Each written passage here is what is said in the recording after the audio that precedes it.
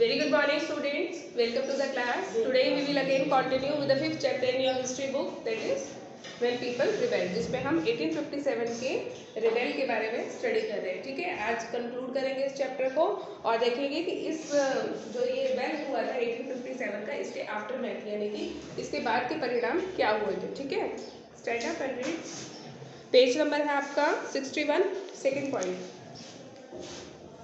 All ruling chiefs of the country were assured that their territory would never be annexed in future. Ruling chief जितने भी थे, ruling chief मतलब चाहे वो नवाब थे चाहे वो राजा थे, वो क्या मानते थे, उनको लगता था वर अश्योर्ड, उनको ये मतलब पक्का लगता था, वो अश्योर थे इस बारे में कि उनकी जो टेरिटरी है वो आगे चल के कभी भी अनेक्स्ड नहीं होगी. अनेक्स्ड मतलब उस पर कोई और कब्जा नहीं करेगा.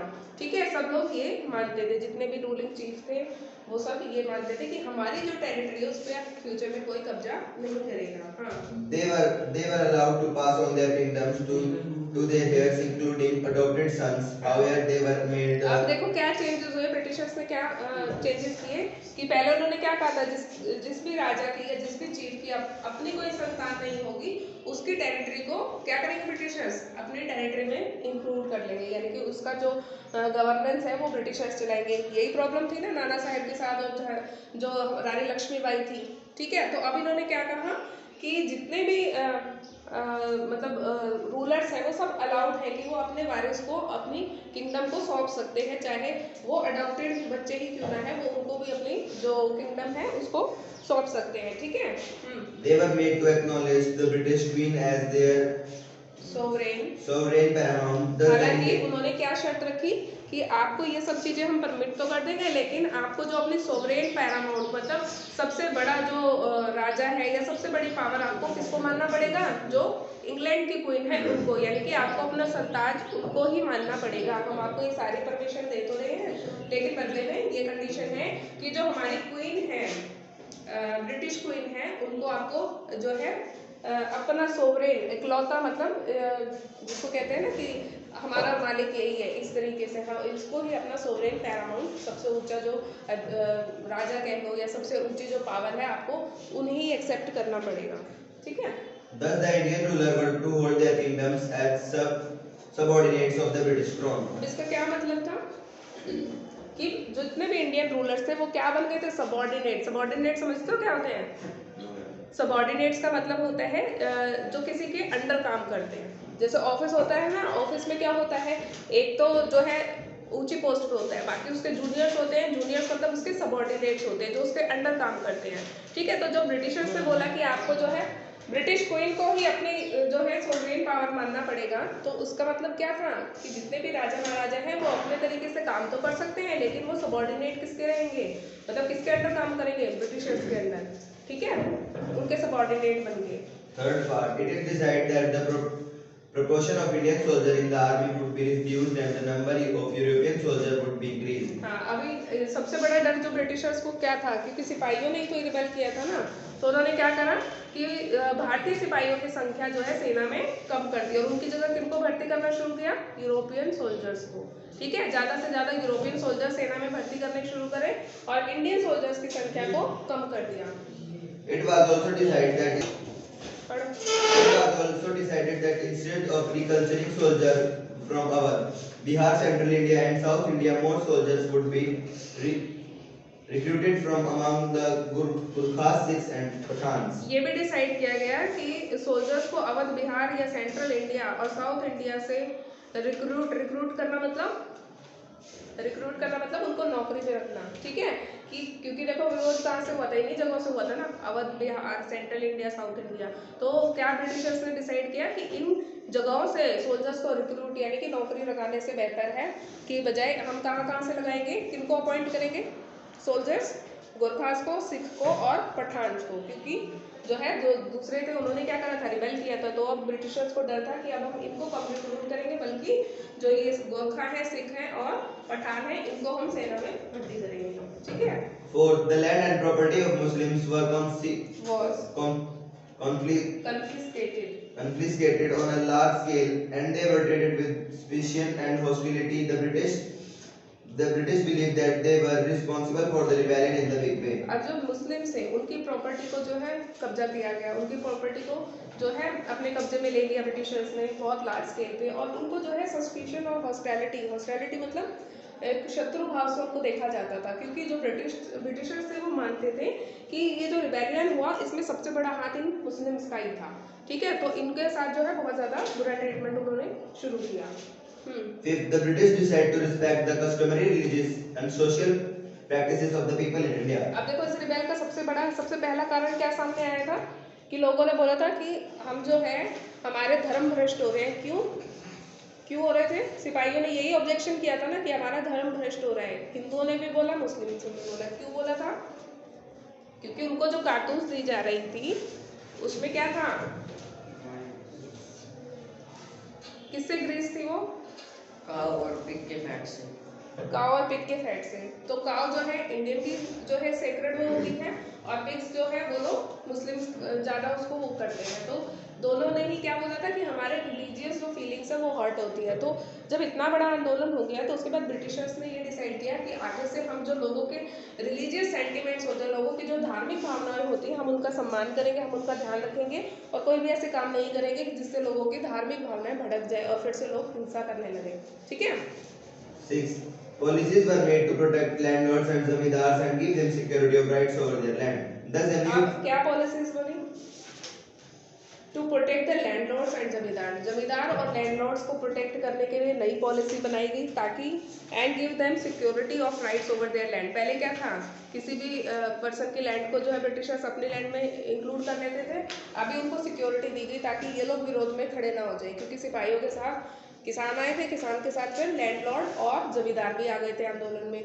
तो जमींदारों को और जो ये लैंड ऑनर्स थे, इनको जो है अपने फेवर में करने के लिए ब्रिटिशर्स ने क्या कहा कि ठीक है, अब जो आपकी लैंड है उस पर आपका ही कंट्रोल रहेगा। पॉलिसीज को चेंज किया गया और उनको जो है सिक्योरिटी दी गई कि आपका जो राइट है आपके लैंड पे, यानी कि जो आपकी ज़मीन का आपका हक है, उसके लिए आप सिक्योर रहेंगे। कोई भी आपको ऐसे ही आपसे आपके लैंड को नहीं छीना जाएगा। ठीक है।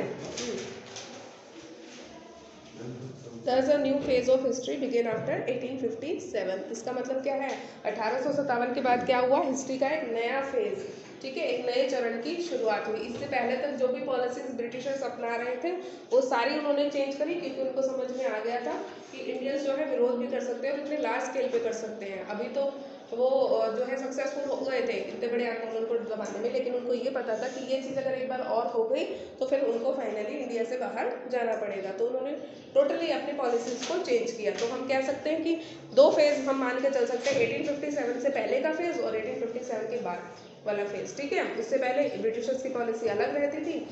जब ये 1857 का रिबेल हुआ तो उसके बाद ब्रिटिशर्स ने अपनी पॉलिसीज़ को कम्प्लीटली चेंज कर दिया। ठीक है। ये है देखो some of the important centres of revolt in north India. Picture दिख रही है आपको, ये देखेंगे, ये इम्पॉर्टेंट सेंटर है जहाँ जहाँ पे ये 1857 का रिवोल्ट हुआ था। 2-4 जो है आपको लर्न होनी चाहिए। ठीक है, आपको पता होनी चाहिए कहाँ कहाँ पे। वैसे तो हम चैप्टर में भी पढ़ चुके हैं, मैप में भी देख लो इनकी लोकेशन एक बार कि कहाँ कहाँ इनकी लोकेशन है। ठीक है। एल्सवेयर पढ़ो। एल्सवेयर का मतलब क्या होता है, हर चैप्टर में हम लास्ट में पढ़ते हैं एल्सवेयर, हर चैप्टर में आता है ना एल्सवेयर। क्या होता है ये एल्सवेयर? मतलब किसी और जगह पे, मतलब इंडिया से बाहर, इसी समय में मतलब 1857 के टाइम पे, ये ना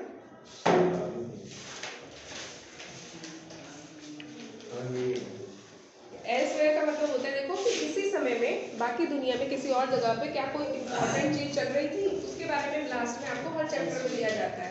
ठीक है, पढ़ो। For a heavenly kingdom of great peace. When the revolt was spreading in India in 1857, a massive popular uprising was raging in the southern part of China. It had started.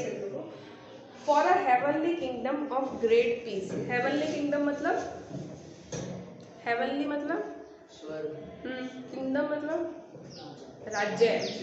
ठीक है। Of great peace मतलब एक ऐसी जगह बनाना, for a heavenly kingdom, एक ऐसा राज्य बनाना जहाँ पे मतलब स्वर्ग की तरह बहुत ज़्यादा शांति लोगों को मिले, ऐसी किंगडम कहाँ बन रही थी वो हम यहाँ पे देखते हैं। जिस टाइम पे देखो इंडिया में 1857 का रिवॉल्ट हो रहा था, स्प्रेड हो रहा था, यानी कि फैल रहा था, a massive popular uprising was raging in the southern parts of China. उसी समय में चाइना के सदर्न पार्ट में भी एक अपराइजिंग हो रही थी। अपराइजिंग क्या? अपराइजिंग बार बार पढ़ा हमने इस चैप्टर में। अपराइजिंग मीन्स कल भी बताया था इसका मैंने। अपराइजिंग क्या होता है स्टूडेंट्स? कल भी बताया था, एक दिन में भूल गए। अपराइजिंग मतलब जब लोग विरोध में खड़े हो जाते हैं, यही होता ना अपराइजिंग। इंडिया में भी तो क्या था, धीरे धीरे जो है अलग अलग सेक्शन अपराइजिंग में जो है शामिल होते जा रहे थे, यानी कि विरोध में जब लोग खड़े हो जाते हैं तो उसको हम अपराइजिंग बोलते हैं। ठीक है, किसी कानून के विरोध में या किसी सरकार के विरोध में, ठीक है, या किसी और एक्ट के विरोध में जब लोग एक साथ एकजुट होकर खड़े हो जाते हैं उसको हम अपराइजिंग बोलते हैं। तो सेम चीज़ चाइना के सदर्न पार्ट में हो रही थी, जहाँ पे लोग जो है एक बहुत पॉपुलर मैसिव मतलब बहुत बड़ी तादाद में लोग जो है अपराइजिंग कर रहे थे। It had started in 1850 and could be suppressed only by the mid 1860s. ये शुरू कब हुई थी? 1850 में, और इसको जो है सप्रेस्ड मीन्स सप्रेस्ड। हाँ, कल भी सारे चैप्टर में हम यही पढ़ते हैं कि इसको, इस आंदोलन को ब्रिटिशर्स ने किस तरीके से सप्रेस्ड किया, इसको किस तरीके से ख़त्म किया, इसको किस तरीके से दबाया। तो ये जो चाइना का जो रिबेल था या जो भी इनकी अपराइजिंग थी, ये 1850 में शुरू हुआ और इनको 10 साल लग गए इसको सप्रेस करने में, इसको दबाने में। ठीक है। Thousands of laboring poor people were led by the Shinkion to fight for the establishment of the Heavenly Kingdom of Great Peace. This was known as the Taiping Rebellion. Taiping Rebellion. अब जैसे हमारा जो rebel था उसका नाम क्या था? 1857 का रिबेल था, है ना। अब इनका जो चाइना में ये जो रिबेल चला तो 10 सालों तक, इसका नाम था ताइपिंग रिबेलियन। ठीक है, ताइपिंग आंदोलन। ठीक है, इसमें क्या लोग चाहते थे, बहुत सारे जो लेबरर थे या गरीब लोग थे, were led by Hong Xiuquan to fight for, मतलब इनके नेतृत्व में लोगों ने लड़ा। किस चीज़ के लिए? ये लोग क्या चाहते थे कि एक बहुत heavenly kingdom of great peace, मतलब ऐसे किंगडम की स्थापना करना चाहते थे जहाँ पे बहुत लोगों को शांति मिले। ठीक है, शांति की मतलब उनके देश में हो सकता है अहिंसा का वातावरण हो, उस समय में जो भी चीज़ें उनको चल रही, तो लोग चाहते थे कि हमारे देश में शांति कायम हो, एक ऐसा राज्य की शुरुआत हो जहाँ पे हम शांति से रह सकें। तो ये कम से कम 10 साल तक जो है लोगों ने संघर्ष किया, 1850 से लेके 1860 तक। Yes. Shikwan was a convert to the traditional religion. To the Christianity. Convert to the Christianity was against the traditional religious practice in China, such as Confucianism and Buddhism. The rebels of Taiping wanted to. देखो ये जो इनके leader थे, Hong क्वेन was a convert to Christianity. इनको जो है convert किया गया था किसमें? क्रिश्चियनिटी में, मतलब क्रिश्चियन बनाया गया था। And was against the traditional religious practices in China such as Confucianism, मतलब ये जो इनके जो धर्म थे चाइना के, एक तो बुद्धिज्म बहुत चलता था वहाँ पे, और ये दूसरा जो धर्म था तो इसको ज़्यादा पसंद नहीं करते थे, और ये कन्वर्ट हो गए थे किसमें कन्वर्ट हो गए थे? क्रिश्चियनिटी में, क्रिश्चियन बन गए थे। Taiping wanted to establish a kingdom where a form of Christianity was practiced, where no one held any private property, where there was no difference between social classes and between man and woman. देखो क्या था जो rebel था typing का, ये क्या चाहता था? ये चाहता था कि एक ऐसी किंगडम एस्टेब्लिश हो जहाँ पे a form of Christianity was practice, जहाँ पे क्रिश्चियनिटी को लोग प्रैक्टिस करें, यानी कि क्रिश्चियन धर्म को लोग माने, और वहाँ पे जो है there were no one had any private property. इसका मतलब क्या है कि किसी के पास जो है प्राइवेट प्रॉपर्टी नहीं होनी चाहिए, मतलब एक सरकार की साझी संपत्ति होनी चाहिए। ठीक है, जिसपे सबका हक हो, जैसे कि कोई मान लो कोई पार्क है या कोई बिल्डिंग है, उस पर सबका हक होना चाहिए। किसी की बहुत बड़ी बड़ी जो बिल्डिंग्स होती हैं उससे क्या होता है, फिर धीरे धीरे ना अमीर और गरीब का डिफरेंस बढ़ता जाता है। ठीक है, तो ये लोग चाहते थे जो टाइपिंग के जो रेवोल्यूशनरीज थे, ये चाहते थे कि एक ऐसी किंगडम की स्थापना हो जहाँ पे लोग क्रिश्चियन धर्म को माने और प्राइवेट प्रॉपर्टी नाम की कोई चीज़ ना हो, हर प्रॉपर्टी पे पब्लिक का अधिकार होना चाहिए और सोशल क्लासेस का कोई डिफरेंस नहीं होना चाहिए, यानी कि अमीर गरीब या जो भी क्लासेस सोसाइटी में बनाई जाती हैं इस तरीके की कोई क्लास नहीं होनी चाहिए, सब लोग बराबर होने चाहिए और महिलाओं में और पुरुषों में कोई भेदभाव नहीं होना चाहिए। Where consumption of opium, tobacco, alcohol and activities like gambling, prostitution, slavery were prohibited. मतलब कि लोग जो है किसी भी तरीके के नशे की आदत में ना पड़े, ठीक है, अफीम है, टबैको है, अल्कोहल है, इस तरीके की चीज़ों से दूर रहें और जो बुरी आदतें हैं, गैम्बलिंग है, प्रोस्टिट्यूशन, स्लेवरी, ये सब चीज़ें जो है बैन होनी चाहिए। तो देखो ये सारी चीज़ें अगर बैन हो जाएंगी इसका मतलब क्या है, वो लोग यही चाहते हैं ना कि एक ऐसे किंगडम की स्थापना हो जहाँ पे शांति हो, इस तरीके की किंगडम चाहते थे कि कहाँ वहाँ पे कोई भी बुराई ना हो, ठीक है, सब लोग बराबरी के हक रखते हो, पुरुषों महिलाओं का बराबर हक हो, अमीर गरीब जैसी कोई चीज़ एग्जिस्ट ही ना करती हो, प्राइवेट प्रॉपर्टी नहीं होगी तो क्या होगा, कोई अमीर गरीब नहीं होगा, सबके पास सबके जो है कोई भी उस प्रॉपर्टी को यूज़ कर सकता है, ठीक है। तो जब प्रॉपर्टी के राइट्स किसी एक पर्सन के पास नहीं होंगे तो अमीर गरीब का जो डिफरेंस है वो खत्म हो जाएगा, लोग नशा नहीं करेंगे, जो जुआ नहीं खेलेंगे, ये सारी बुरी चीज़ें नहीं करेंगे, तो सोसाइटी अपने आप ही अच्छी हो जाएगी। तो ये सारा जो है इनके आंदोलन के मेन जो है एम थे। Yes, The British and French armed forces operating in China helped the emperor of the Qing dynasty to put down the Taiping rebellion. अब ये जो टेपिंग रिबेलियन था इसको किस तरीके से ख़त्म किया गया, ब्रिटिश और फ्रेंच आर्मी ने क्या करा, फोर्स किया, armed forces operating in China, China में जो काम कर रही थी ब्रिटिश और फ्रेंच की आर्मी, उन्होंने जो है वहाँ के एम्परर को